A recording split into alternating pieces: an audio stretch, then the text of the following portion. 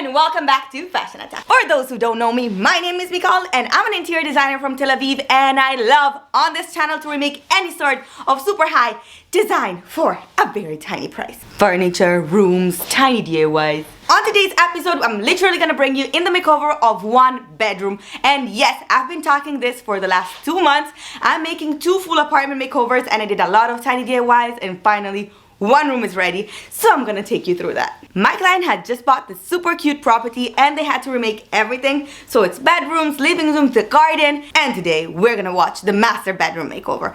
All they had was this huge bed that they had already ordered before calling me, but all the rest of the room was a white sleek, and we're gonna make it so cozy and stylish. Welcome to our location. We basically only have this beautiful custom-made bed, and the rest of the room is completely to do. Already the electrician came yesterday to install this super dope lighting system, and now it's time to bring all the personality of the room, making this beautiful statement wall.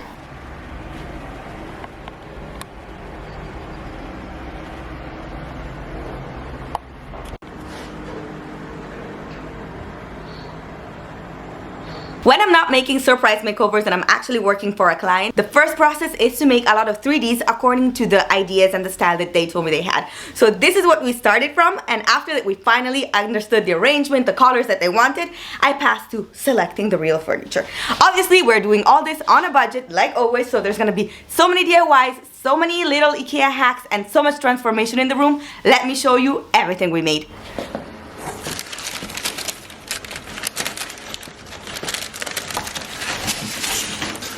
We didn't want to spend too much money on the wallpaper. So since the original one is like taking away the full budget of the apartment, we drew it and we printed it. Obviously, if you're not on a budget like I am all the time and you don't have time to waste on drawing, you can totally buy the original print. I'm gonna leave you the link down below, like always, of everything that you can buy.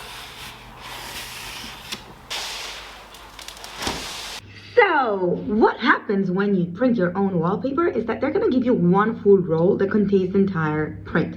This means you have to go and unroll it and find the connection piece and cut the piece out. And once you've done that, you just go and connect every single piece. Sometimes they're gonna make you the print that has to overlap. In our case, there was no overlapping, just placing it one next to each other. Then you go and wet your wall, and I like to wet also the back of my wallpaper because it makes it so much easier to apply. The weight itself of the wallpaper makes it fall all nice and straight, and this means that you just can go and push it and then get some flat surface to go and explode not the water bubbles, but literally the glue bubbles from behind your wallpaper. You do it on one edge, you do it on the other one, and then drag it all the way to the bottom. You're gonna have to repeat the same identical process over and over again, and just be very careful that every time the print matches exactly with the other section. So it's the sides that have to match, not really the ceiling. Yes, place it a little bit higher than normal. The extras you can cut away. The only important part is that the drawing matches on the right and on the left side of the print.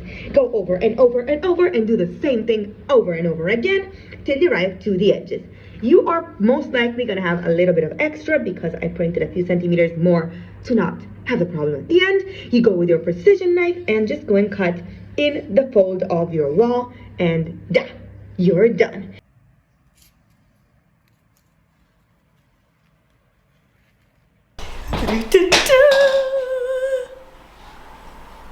First step, wallpaper is done. Now, let's pass to the wood.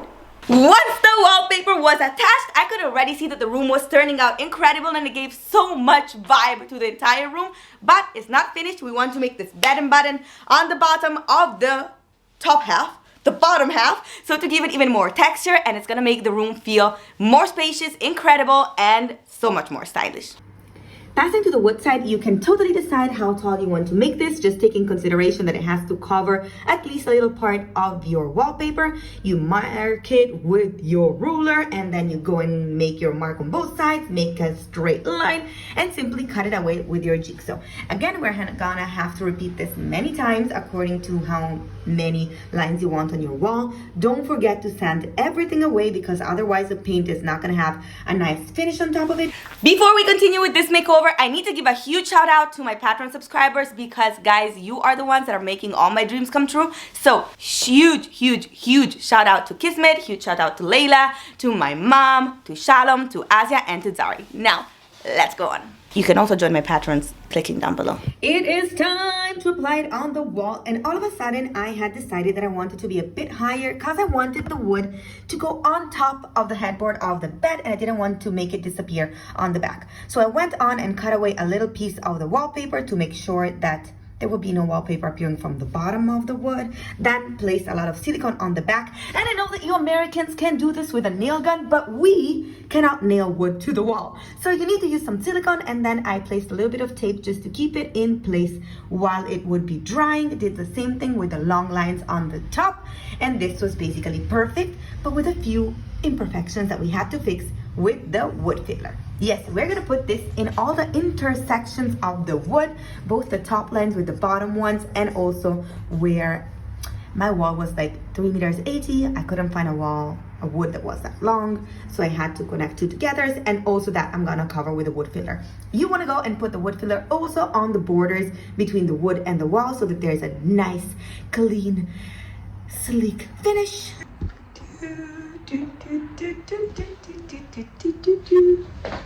We need to let this dry for like overnight. One day later, and we are finally ready to sand everything off. Just get a sander or do it by hand. If you don't have a sander, just go and clean all the edges so that it becomes all nice and smooth. And when you paint it, you can't even see the connection pieces. That turns out so clean and so professional. There are gonna be some tiny corners where it's literally impossible to go with a sander like this. And that's why you can take the piece out from your sander and just go manually on it. Fold your sandpaper into a quarter and then go inside that little edge and scrape everything off. After that, you're gonna have to take out your broom and brush away the wall because there's so much dust that comes out of this, and you cannot paint without taking the sand or the dust or all that dirt away.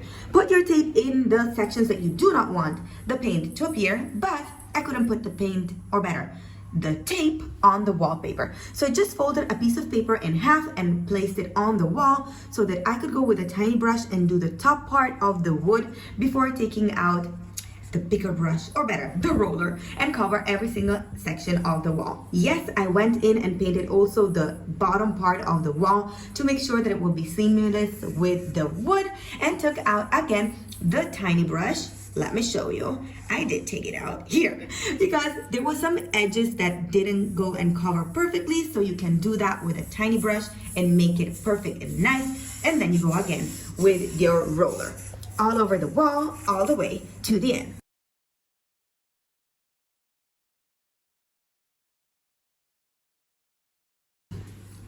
It is finally time to move the bed in position and go and look at this beautiful wall exactly in his splendor and beautiness.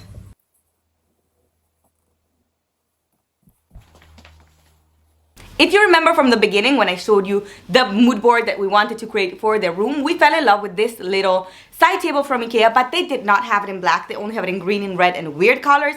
So obviously we just went and bought it, painted it black, and made sure that that could fit the side of the room. They had explicitly asked me to make a very small side table for the other side so that whenever the baby needed, they could move the crib inside the room without having too many heavy things to move out.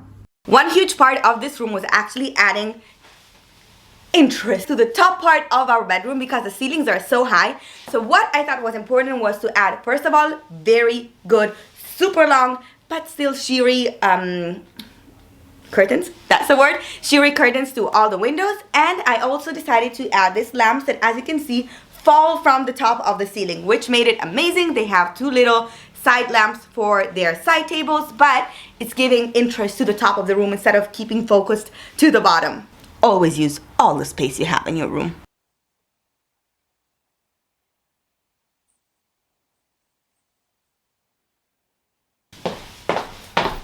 Time to add Even more texture, putting a rug on the bottom of the bed. This one was so beautiful. I'm gonna leave you the link down below. There's also a discount code that you can use if you live in Israel. If you don't, I'm sorry for that. And then make the bed, style the room up, and show you the result. I love this.